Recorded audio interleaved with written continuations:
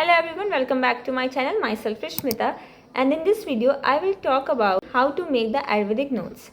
And to explain it clearly, I will take the example of Tridosh theory. So without any delay, let's get started. So the first thing is why the Ayurvedic notes are different from the modern notes.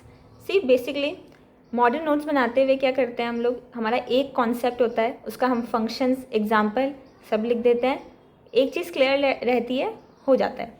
Ayurvedic notes में sources बहुत सारे होते हैं, चरक संहिता, सुश्रुत संहिता, वाग्भट, शारंगधर और भी बहुत सारे sources हैं। एक ही टॉपिक को अलग अलग आचार्यों ने एक्सप्लेन किया है, तो हमारे आंसर लिखते वक्त हमें सभी आचार्यों का मेंशन करना होता है, या जो भी हमारे सिलेबस के हैं एटलीस्ट उनको तो मेंशन करना होता है। यहाँ कन्फ्यूज़न आ जाता है कि हम किन किन का एक्सप्लेन करें, किस तरीके से एक्सप्लेन करें। तो अब मैंने एग्जाम्पल क्या लिया, वात पित्त कफ का लिया। तो मैंने अपने फर्स्ट प्रॉफ में वात पित्त कफ इन तीनों के नोट्स बनाए थे, एक सिंगल A4 शीट पे बनाए थे तीनों के, क्योंकि बहुत ही ज़्यादा फाउंडेशनल चीज़ होती है वात पित्त कफ इन तीनों के बारे में। जब आप इन तीनों को पढ़ना शुरू करते हैं तो इनको आप पॉइंट वाइज पढ़ें। सही बात है कि पैराग्राफ में कभी नोट्स नहीं बनाने चाहिए, आप सीधे बुक को अपने नोट्स में कॉपी पेस्ट ना करें। आप इस तरीके से नोट्स बनाएं कि जब आपके ना एग्ज़ाम में लिखने का समय आए ना, तो आप वो नोट्स को ही अपने एग्ज़ाम में लिख रहे हो। एग्ज़ाम के टाइम बहुत ज़्यादा प्रेशर हो जाता है, जब आप लिखने बैठते हो तो आपका मन में केवल वही एक इमेज आनी चाहिए जो आपने नोट्स में बनाई है। दैट्स वाई मैं रिकमेंड करूँगी कि आप A4 शीट पे या किसी कॉपी में भी ना एक ही पेज पे अपने नोट्स ख़त्म करने की कोशिश करें, या 2 पेज में। जैसे बात है तो 2 पेज दीजिए और ख़त्म कीजिए अपने उसमें। आयुर्वेद में कोई भी नोट्स बनाओ आप किसी भी चीज़ के, सबसे पहले आप उसमें लिखोगे व्युत्पत्ति और निरुक्ति, यानी कि वो शब्द कहाँ से आया है, उस शब्द का मतलब क्या है। बात का जैसे लिखा हुआ है यहाँ पर पहले पॉइंट में ही लिखा है व्युत्पत्ति और निरुक्ति, कि वो वा धातु में कत प्रत्यय लगाने से बना है। संस्कृत यहाँ पर आप आ जाती है, निरुक्ति में भी आ जाता है कि आप कोई श्लोकांश लिखते हो कि उस शब्द का मतलब क्या है।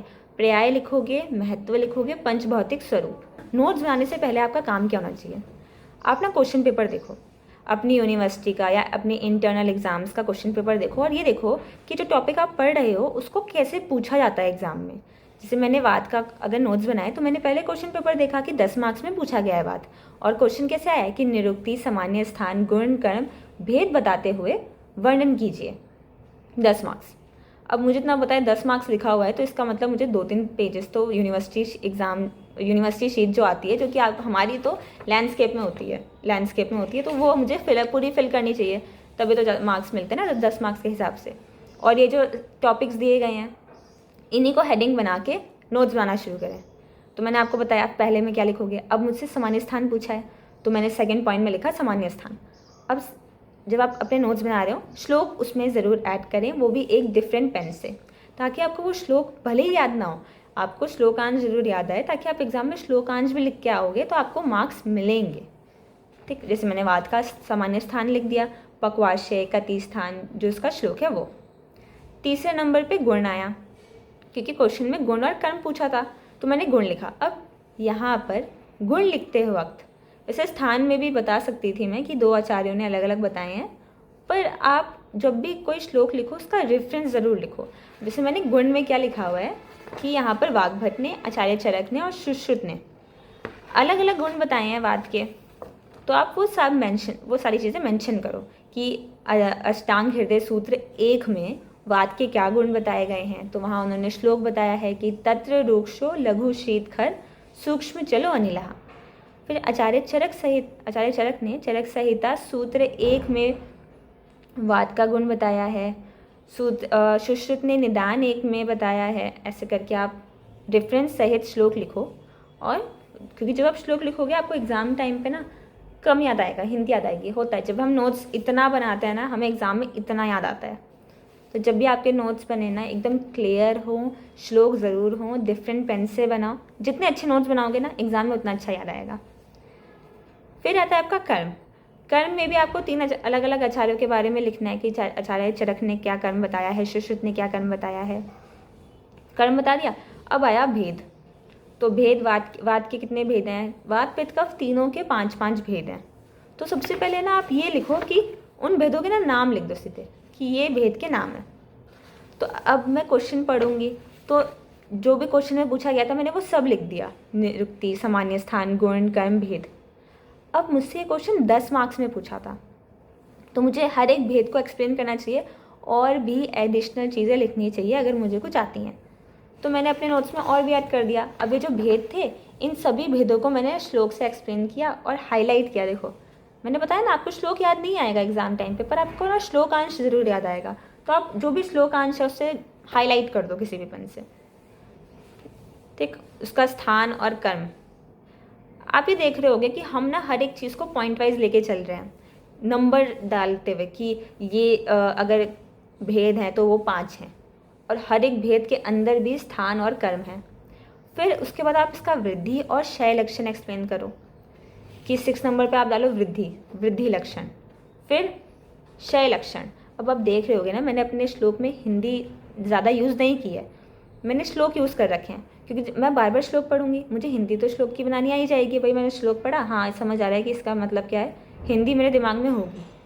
एग्ज़ाम टाइम में जानबूझ के मैंने इसमें हिंदी नहीं लिखी, ताकि मैं एग्ज़ाम में भी ना मुझे श्लोक ही याद आए। अपने अगर मैं नोट्स को याद कर रही हूँ तो मुझे श्लोक ही याद आए, ताकि कुछ तो लिखूँ मैं श्लोकांश। क्योंकि श्लोक वैसे तो याद आ जाता है, आप बार बार जितना पढ़ोगे ना उतना आपको श्लोक भी याद आ जाएगा। फिर लास्ट में इसमें क्या लिखी मैंने, चिकित्सा। इसी तरीके से ना आप तीनों बनाओ, वात का भी बनाओ, ये पित्त का बनाया है, और इसमें कफ का भी है। ठीक, कफ का भी है। इसे 3 तरीके से आप बना लो। ये अगर आप बना लोगे ना, सच में ये बहुत ही ज़्यादा काम आएंगे आपके अपने यूनिवर्सिटी एग्ज़ाम्स में। इसी तरीके से आपको बाकी सब टॉपिक्स के भी नोट्स बना, आप अपने नोट्स में ना फ्लो चार्ट्स, निमोनिक्स ये भी यूज़ कर सकते हो। जैसे मैंने इसमें नहीं बनाया है, लेकिन मैंने एग्ज़ाम टाइम पे फ्लो चार्ट बना दिया था। जैसे कि अगर मुझसे पूछा ना कि वात के भेद लिखो, तो पहले लिखा वात, फिर उसके पूरा फ्लो चार्ट बनाया कि 5 उसमें उसके सब टाइप्स होते हैं, फिर उन सब टाइप्स के अंदर भी 2 फ्लो चार्ट्स और बनाया, स्थान और कर्म। ये तरीका ना बहुत अच्छा होता है एक फ्लो चार्ट बनाने का, कि आप इतना लंबा लंबा नहीं लिख पाओगे पैराग्राफ में, और शीट भी आपको भरनी है। तो फ्लो चार्ट बनाओ, एकदम टू द पॉइंट लिखो, साफ साफ, क्योंकि वो चीज़ क्लियर दिखती है कि हाँ फ्लो चार्ट बनाया रखा है हमने, एकदम हमें दिख रहा है वो चीज़। और निमोनिक्स से याद करने की कोशिश करो। आयुर्वेद में ना बहुत सारी चीज़ें याद करने की, बहुत सारी चीज़ें, मतलब मैं तो कहूँगी कि आयुर्वेद में आपकी मेमोरी बहुत अच्छी होनी चाहिए, क्योंकि आपको हर एक चीज़ याद करनी है। तो निमोनिक्स यूज़ करो, फ्लो चार्ट यूज़ करो, टेबल यूज़ करो अपने नोट्स में बनाने के लिए, बेस्ट रहता है, सबसे अच्छा। So this was the complete video. और अगर किसी और का कोई और टॉपिक के बारे में अगर आपको पूछना है, उसके नोट्स कैसे बनने हैं, तो आप मुझसे कमेंट सेक्शन में ज़रूर पूछें। तो मिलते हैं आपसे नेक्स्ट वीडियो में, तब तक के लिए स्टे ट्यून्ड।